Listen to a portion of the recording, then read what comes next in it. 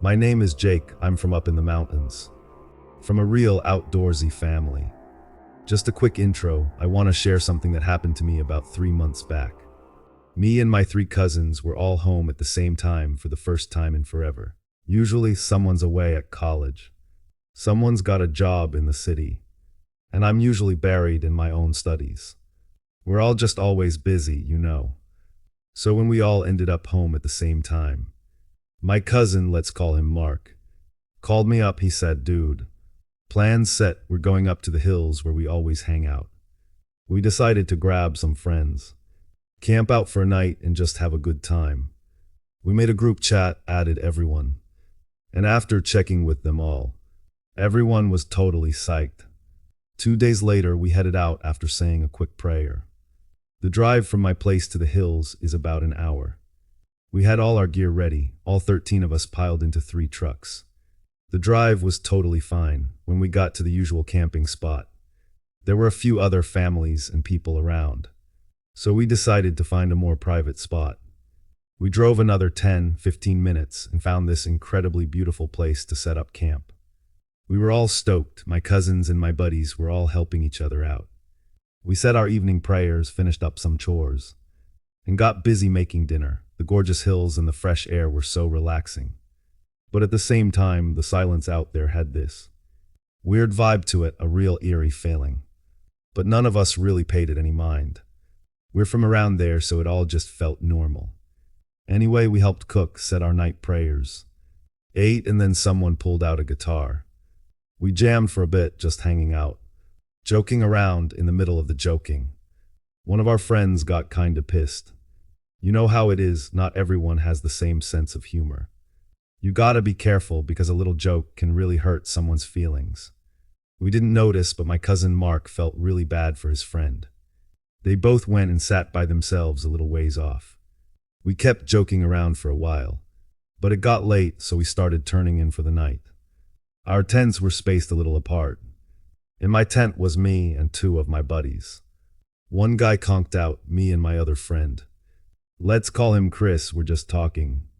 We lost track of time when I checked my phone. It was 2:45 in the morning. Chris said, "I'm hitting the sack," so I tried to sleep too.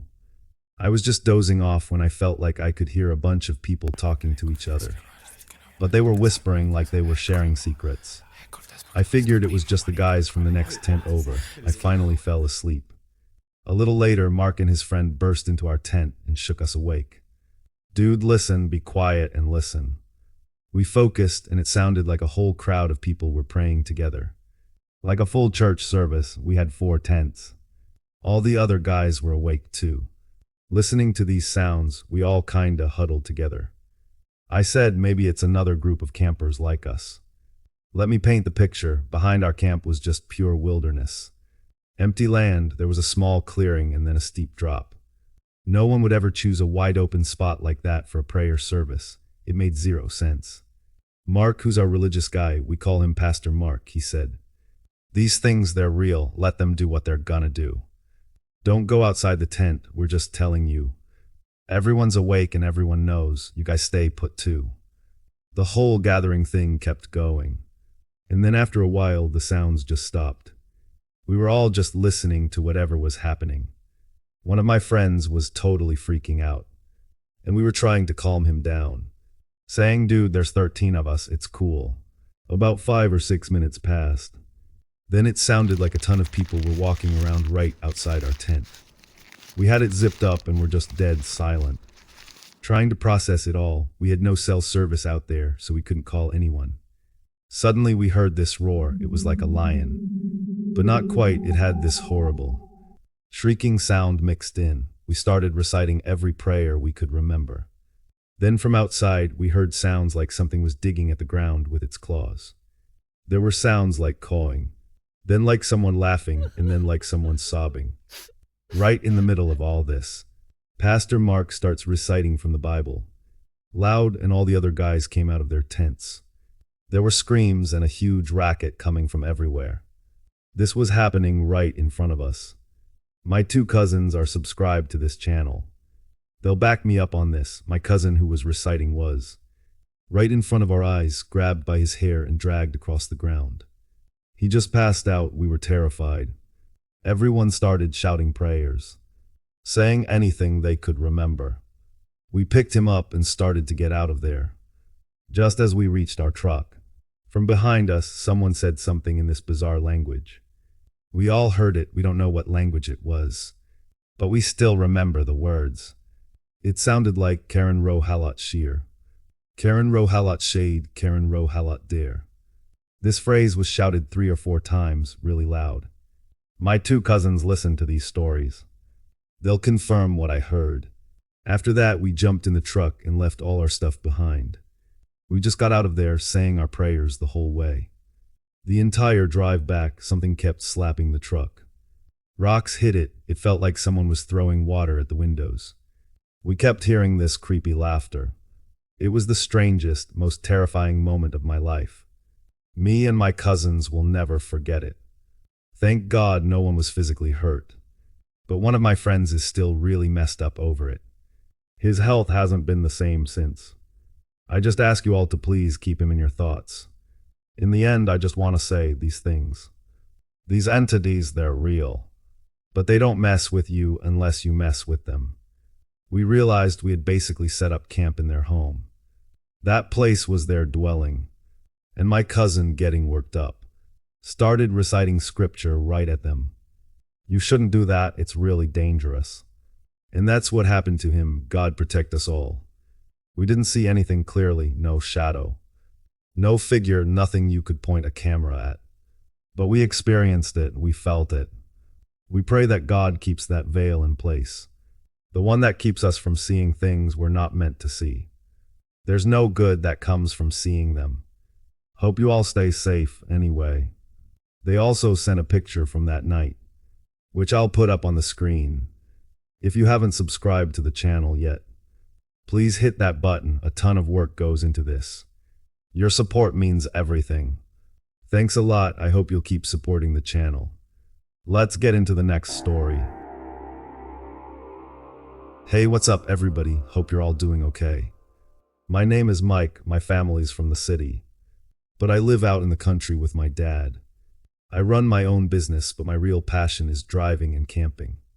I've camped in a lot of places. The story I'm gonna share happened up in the Blackwood Hills. It was December 10th, a day I'll never forget. If you know the area, you know the Blackwood Hills have a reputation. There have been a lot of incidents up there. There are mountain lions and bears. They sometimes attack people. There are a ton of wild animals. I went to this specific spot because I'd heard a news report about a drone that had crashed there a while back. People kinda avoided the area after that. Said it was crawling with wild animals and, well, other things. You hear stories about creatures out in the deep woods. That kind of stuff really fascinates me for some reason. People didn't go out there much. I'd even heard that the recovery teams had a hard time getting to the crash site. So of course, that's exactly where I decided to go camping. The paved road turns into a dirt track. I parked my truck and decided to hike further in on foot. I started walking around 2:30 p.m. By about 5:30, I wasn't really watching the clock.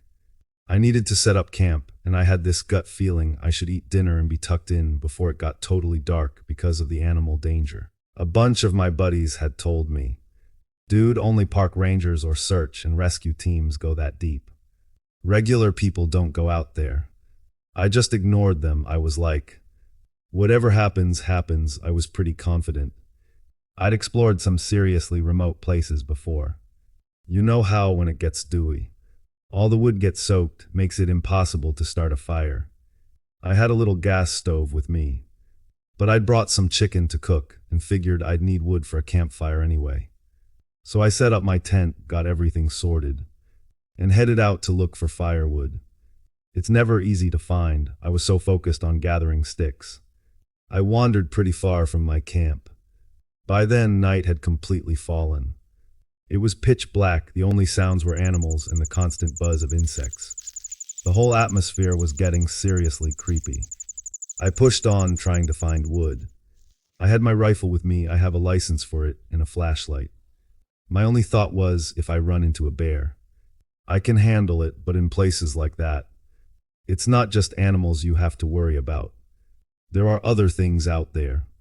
When I realized how far I'd gone, I got a little nervous. I hadn't marked my trail. I could get lost trying to get back. I was just thinking that when I heard a pack of dogs barking. But it wasn't a normal bark, it was this frantic, unified howling like they'd all seen something terrifying or were being attacked. I was actually filming a video on my phone at the time. I loaded a round into my rifle. Whatever it was about 60, 70 yards away. I couldn't make it out. I pointed my phone camera toward it, and something showed up on the screen. Then I looked through my rifle's scope to get a better view. When its face came into focus, my brain just shut down. My body was moving, but my mind was totally blank. I couldn't think what to do or which way to run. I just muttered, "Oh my God," and turned around and ran. I didn't look back. I started reciting every prayer I could think of. But I could feel something following me. My shoulders felt incredibly heavy, and I was gasping for air. I'm not in bad shape. And I don't smoke, so this wasn't normal. I was wheezing and I could barely run. This thing was steadily following me. I was just trying to get back to my camp where my lights were on, thinking I could get to my truck and then get down to the main road. I was just running blindly. I didn't know where I was going. To save myself, I started praying out loud. Anything I could remember. I started reciting Psalm 23. The thing I saw, its skin was all saggy and loose. I only saw it for a second, but when I did, I dropped everything, my rifle, my phone, and just ran. My body was on autopilot, heading back toward camp, but my mind was gone. I wasn't thinking, I was just running toward where I thought the main road was. I could hear it behind me, rustling through the leaves and bushes. Then I was so out of breath, I couldn't run anymore. I started to crawl. I must have crawled for over 2 hours. Then I saw a light in the distance. I stumbled and fell my way toward it. Maybe because I was praying, God gave me a second chance. There were some people there. At first, they were shocked to see me. My clothes were ripped to shreds. My face was covered in mud. I was covered in scratches and thorns. I was in a total panic. I had no idea where I was. I'd even lost my shoes. They put me in their car. They were asking me what happened. But I couldn't speak. I was completely terrified. One of them said, "I think an animal attacked him or something else happened." They took me to the police station, and that's where I finally came to my senses. The next morning, a sheriff sat down with me. I told him everything. He said to me, "Son, you should be thankful. God gave you your life back, the thing you're describing. That sounds like something truly dangerous. It was God's word that protected you. Out in those woods, there are things. Some are neutral, some are just plain evil. That thing had its grip on your mind. It could have done a lot worse. It was a demonic entity."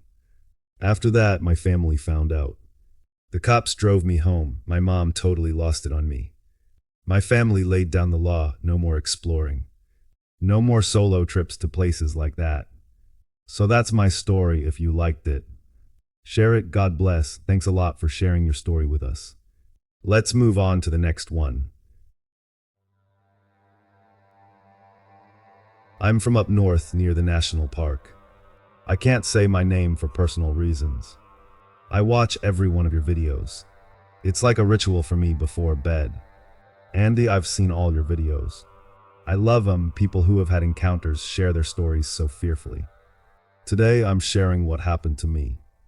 I really hope you'll share it on your channel. This was back in 2022. I had a bad motorcycle accident and was admitted to a hospital up here. I was discharged after about 4 days. The ward I was in had patients from bike accidents on all sides. Their conditions were way worse than mine. One guy was in a coma. After 10 p.m., they made all the family members who were staying with patients leave the ward. It was my second night besides the patients. There was just one orderly, a guy named Steve. Looking after us, the main light was on. But the door was closed. Everyone was resting or asleep. It got real quiet as the night went on.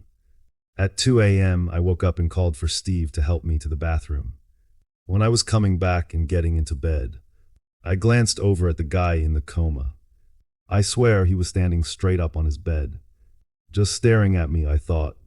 Wow, he woke up. I just got into bed and went back to sleep. At 6 a.m. when my dad came with breakfast, I was already awake while eating. I looked over at that guy. His mom was crying. I asked my dad why. He said, he's been here for 2 weeks. Son, he's in a coma. When he said that, I remembered, no, Dad, he was awake last night. He was standing right there. My dad just brushed it off. I said, Dad, Steve saw him too when he was walking me back. My dad didn't want to hear it. Later, Steve came by. I asked him, Steve, you saw that guy standing up last night, right? Steve said, yeah, he's the same as last night. I told him, no, we saw him. He was visible. Steve just laughed and said, it's your first night. I've been here with him for 2 weeks. He's never moved. I got quiet and laid down, thinking it must have been a dream or my meds. The day passed. It was my last night before discharge. I couldn't sleep until like 1 a.m. I was watching a movie on my phone. Then I felt my bed shaking. It was vibrating up and down. This hospital bed had buttons to adjust it. I thought it was Steve fixing the bed. It went up a bit, then down. It did this 3 or 4 times. I got annoyed and said, hey, man, you're disturbing me. Steve, what's the issue? I sat up to look. The guy who was in a coma was standing right next to my bed. My heart just about stopped. It was a sight I'll never forget. He was just staring at me with this weird smile. I tried to call for Steve, but my voice was gone. I started reciting Psalm 23 in my head, and the guy just slowly backed away and faded out. Then I managed to call out. Steve came over. What's up, bad dream? I said. Steve, that guy, he was right here. Steve gave me some water and said, look, it's just your mind playing tricks. See, he's right there. Both his legs are broken. He can't walk. I'm right here. Just go back to sleep. I looked. The guy was lying perfectly still in his bed. I had a head injury from the accident, so I figured it was just that. I didn't tell my family, thinking it was all in my head. It was my last day. I was getting discharged that morning, but I had no idea what was coming that night. I was trying to sleep, just watching that guy. It was around 3 a.m. I was dozing off with my phone in my hand. Then the ward door opened. A really tall man in a state trooper's uniform walked in. I immediately turned off my phone and watched him. Just his vibe, you could tell he wasn't right. He wasn't human. That was the most terrifying moment of my life. God, I hope no one ever sees that. The trooper looked right at me first. I couldn't breathe. His face was so wrong, so terrifying. My hair stood on end. He said something in this guttural, nonsense language and walked over to the comatose guy. He looked at him for a minute, and then he just took him with him. He led him right out the door. Andy, I saw death that night. I called for Steve. He came over. What happened? I said, Steve, a state trooper just came and took that guy. Steve sat on my bed and said, you were dreaming again. Look, he's right there. I looked. The guy was back in his bed. I told you, Steve, I saw it. He's gone. Steve went over and checked the guy's vitals. He turned back to me and his face was pale. You're right, he whispered. He's gone. He's passed. I was even more terrified then, thinking that trooper might come back for me. I called my dad on the room phone and made him come in. I told him everything from the beginning. He went and got the discharge papers signed right then and there, at 3 in the morning, and took me home. Andy, I didn't know that guy. I didn't know that trooper. Why did he show himself to me first? Why did I see the trooper take him? I have no idea, but even now, when I think about that night, I get chills.